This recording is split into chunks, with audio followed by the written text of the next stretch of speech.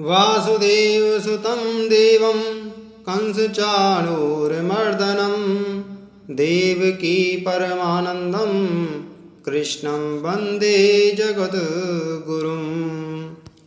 कृष्णाय वासुदेवाय हरे परमात्मने प्रणतिक्लेशनाशाय गोविंदाय नमो नमः। मैं वासुदेव के पुत्र कंस और चाणूर का संहार करने वाले देवकी के परम आनंद स्वरूप और संपूर्ण जगत के गुरु श्री कृष्ण को प्रणाम करता हूँ। मैं भगवान वासुदेव श्री कृष्ण को बार बार नमस्कार करता हूँ, जो समस्त कलेशों का नाश करने वाले हैं। ओम नमो भगवते वासुदेवाय। प्रिय भक्तों, आज मैं आपको श्रीमद् भागवत गीता के 12वें अध्याय की कथा सुना रहा हूँ।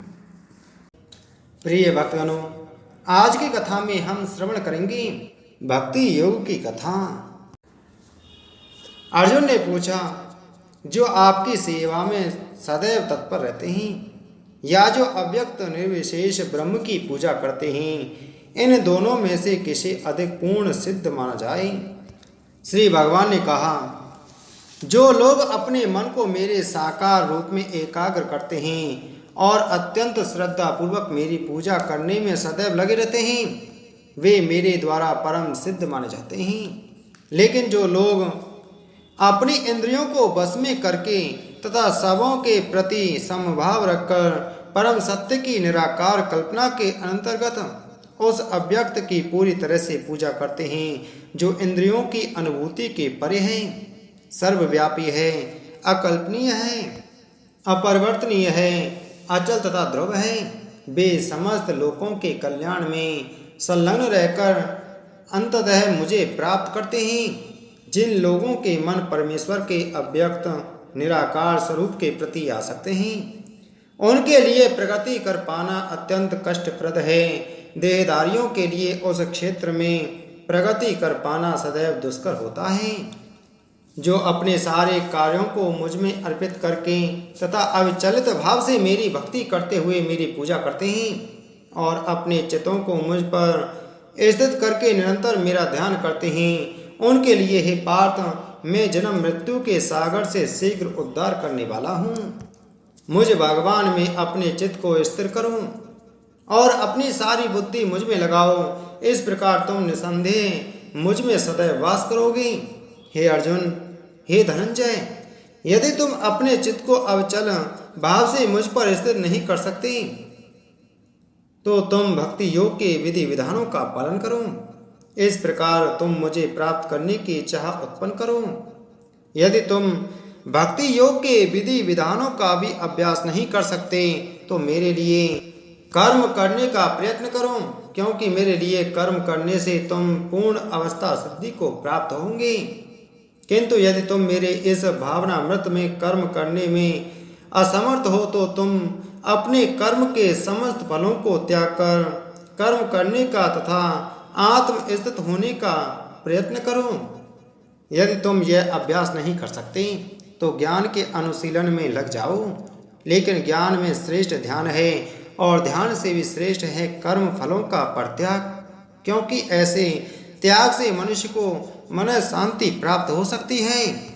जो किसी से द्वेष नहीं करता, लेकिन सभी जीवों का दयालु मित्र है, जो अपने को स्वामी नहीं मानता और मिथ्या अहंकार से मुक्त है, जो सुख दुख में समभाव रहता है, सहिष्णु है, सदैव आत्मतुष्ट रहता है, आत्म संयमी है तथा जो निश्चय के साथ मुझ में मन तथा बुद्धि को स्थिर करके भक्ति में लगा रहता है, ऐसा भक्त मुझे अत्यंत प्रिय है। जिससे किसी को कष्ट नहीं पहुंचता तथा जो अन्य किसी के द्वारा विचलित नहीं किया जाता, जो सुख दुख में भय तथा चिंता में संभाव रहता है, वह मुझे अत्यंत प्रिय है। मेरा ऐसा भक्त जो सामान्य कार्यकलापों पर आश्रित नहीं है, जो शुद्ध है, दक्ष है, चिंता रहित है, समस्त कष्टों से रहित है और किसी छल के लिए प्रयत्नशील नहीं रहता, मुझे अतिशय प्रिय है। जो न कभी हर्षित होता है, न शोक करता है, जो न तो पछताता है न इच्छा करता है तथा जो शुभ तथा अशुभ दोनों प्रकार की वस्तुओं का परित्याग कर देता है, ऐसा भक्त मुझे अत्यंत प्रिय है। जो मित्रों तथा शत्रुओं के लिए समान है, जो मान तथा अपमान, शीत तथा गर्मी तथा सुख तथा दुख, यश तथा अपयश में संभाव रखता है, जो दूषित संगति से सदैव मुक्त रहता है, जो सदैव मौन और किसी भी वस्तु से संतुष्ट रहता है, जो किसी प्रकार के घर बार की परवाह नहीं करता, जो ज्ञान में दृढ़ है और जो भक्ति में संलग्न है, ऐसा पुरुष मुझे अत्यंत प्रिय है।